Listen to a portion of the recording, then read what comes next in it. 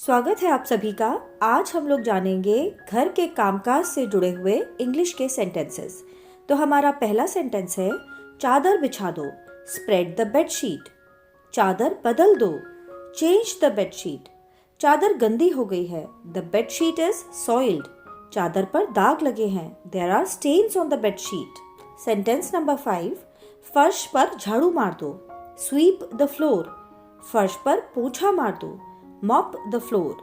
झाड़ू को हम इंग्लिश में कहते हैं ब्रूम, पोंछे को मॉप, और जो झाड़ू मारते वक्त कचरा निकलता है उसे हम कहते हैं स्वीपिंग्स। सेंटेंस नंबर 7, कपड़ों को पानी में भिगो दो, सोक द क्लोथ्स। मैं कपड़े धो रही हूँ, I am doing the laundry. कपड़े सूखने के लिए डाल दो, हैंग आउट द क्लोथ्स। कपड़े सुखाने की डोरी को हम कहते हैं क्लोथ्स लाइन, और कपड़े पकड़ने की चिमटी जो होती है उसे हम कहते हैं क्लोथ्स पिन। सेंटेंस नंबर 10, मैं आटा गूंथ रही हूँ, I am kneading the flour. आटे की लोइयां बना दो, roll the dough into balls.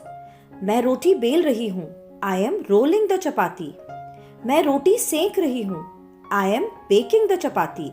रोटी को पलट दो, फ्लिप द चपाती। रोटी को सेकते वक्त जो पलटते हैं तो पलटने को हम कहते हैं फ्लिप, फ्लिप द चपाती। अगला सेंटेंस है ये बटन लगा दो, सो दिस बटन। ध्यान रखिएगा यहाँ पे हम SEW यानी कि सिलने को सीयू नहीं कहते हैं, सो कहते हैं। ये बटन लगा दो, सो दिस बटन। सुई में धागा डाल दो, थ्रेड द नीडल। पर्दे हटा दो ताकि रोशनी आ सके, हम कहते हैं पर्दे हटा दो, ड्रॉ द कर्टन्स। पर्दे कर दो यानी पर्दे लगा दो, उन्हें पर्दे बंद कर दो, तो उसको भी हम इंग्लिश में कहते हैं ड्रॉ द कर्टन्स। दोनों के लिए ड्रॉ द कर्टन्स ही आप बोलेंगे। सिर्फ आप ये देखेंगे कि अगर पर्दे लगे हुए हैं और कोई कह रहा है ड्रॉ द कर्टन्स तो उसका मतलब है पर्दे हटाने हैं, और पर्दे अगर हटे हुए हैं और समवन इज सेइंग कि ड्रॉ द कर्टन्स मतलब पर्दे हमें लगाने हैं। सेंटेंस नंबर 19, खाने में नमक बहुत ज्यादा है, there is too much salt in the food. खाने में नमक बहुत कम है, there is too little salt in the food.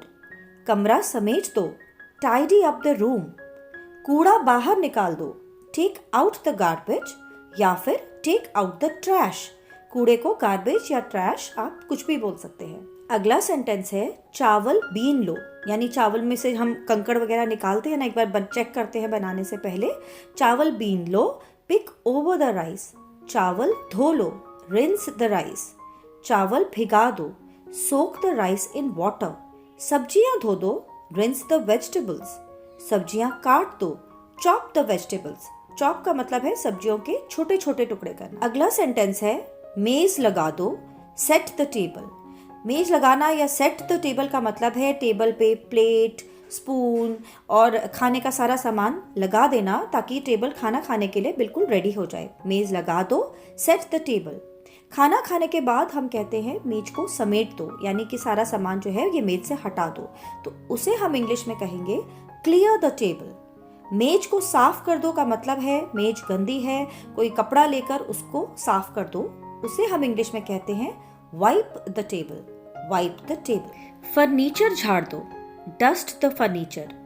Fridge साफ कर दो, क्लीन आउट द फ्रिज। अगर आप कहते हैं क्लीन द फ्रिज तो इसका मतलब है फ्रिज को बाहर से साफ कर दो। क्लीन आउट द फ्रिज का मतलब है कि फ्रिज को अंदर से और बाहर से अच्छी तरह साफ करना, उसका सारा सामान बाहर निकालकर अंदर से भी उसे अच्छे तरीके से साफ करना। फ्रिज साफ कर दो, क्लीन आउट द फ्रिज। दीवार से जाले साफ कर दो, clean the cobwebs of the wall. Cobwebs होते हैं मकड़ी के जाले। Clean the cobwebs of the wall, of का यूज किया है हमने क्योंकि जो मकड़ी के जाले हैं वो दीवार की सतह पर हैं। सतह से जब हम किसी चीज को अलग करते हैं तो हम ऑफ का यूज करते हैं। Clean the cobwebs of the wall. किताबें अपनी जगह पर रखो, पुट अवे द बुक्स। तो दोस्तों ये थे हमारे घर के कामकाज से जुड़े हुए इंग्लिश के sentences. If you find the video useful please like and subscribe to my channel. मिलते हैं जल्द ही एक नए वीडियो के साथ, तब तक अपना ख्याल रखें and keep practicing.